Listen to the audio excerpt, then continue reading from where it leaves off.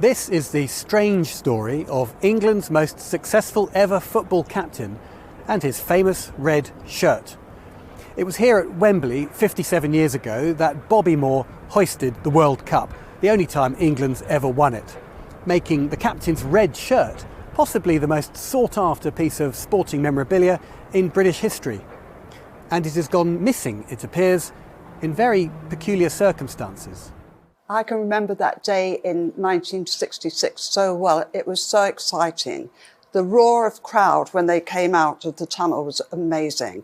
The atmosphere was, off the charts. And when Bobby and England actually won the cup and he's walked up the steps and he's wiped his hand on the balustrade so the Queen wouldn't sully her gloves.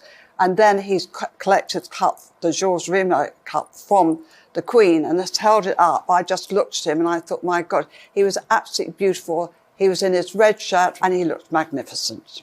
That red shirt is the defining symbol of the day English football reigned supreme.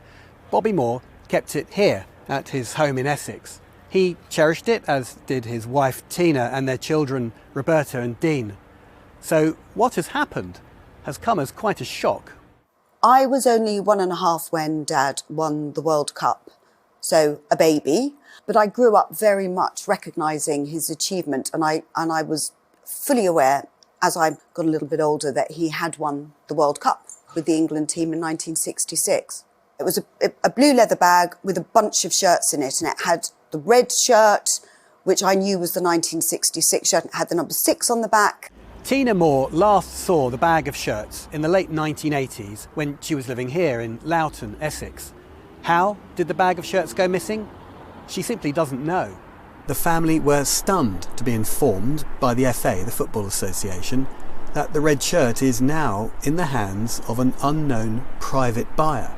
During a phone call with the FA, I was informed that my father's 1966 World Cup final shirt had been found at the general auction of an unknown deceased man, and that the identity of the buyer of the shirt wished to remain anonymous. It was a huge shock.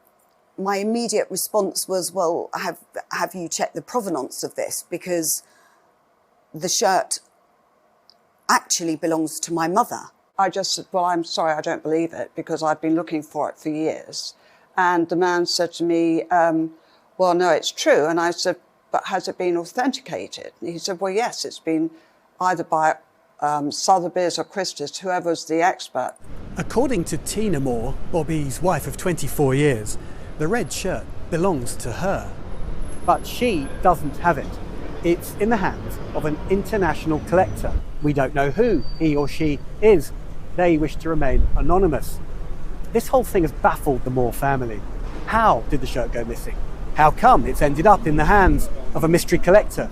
And why was it sold at the auction of possessions of an unknown deceased man? And there was a further shock when the family tried to find answers. We were then told that, rather disappointingly, the owner of the shirt had been somewhat spooked by our comments and had decided that they just didn't need, I think the wording was something along the lines of the potential speculation. This is one of the most iconic pieces of English sporting memorabilia, and perhaps one of the most important England football shirts. It was given to me by Bobby, and I mean, it was really, it's a mystery as to how it sort of has got misplaced. But as I say, now if it's been found, I would like to know who's found it and the circumstances. I would just like to be told, as with my daughter, what happened to something that's so valuable to our family. Whatever has happened to this most precious of shirts, the Moores just want it back for their family and for the nation. And they are appealing to whoever has it to come forward. If there's somebody out there watching this who has the shirt, I would beg that they would just come to us, explain how they came to come about it. I'm sure perhaps it's been done in very good faith. I would just love to get to talk to them, find out exactly what you know, what had happened. But more than anything, I just want back, which Bobby gave me and entrusted me, and I owe it to him and my family to get it back.